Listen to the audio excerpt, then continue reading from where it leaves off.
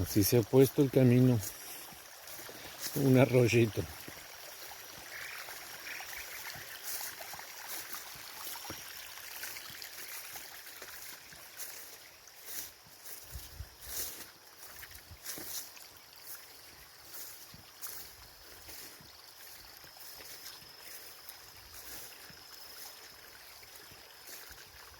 Entonces, gracias a la intervención que le he hecho, analizado.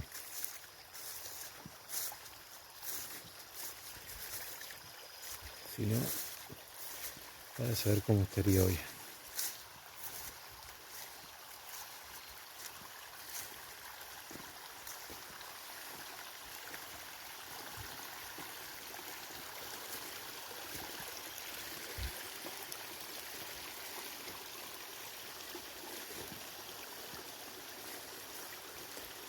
Ah,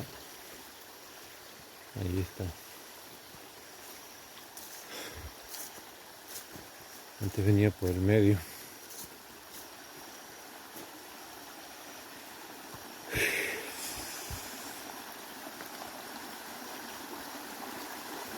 Ahora medianamente va por el costado. ¿Te acuerdas del tronco que sobresalía?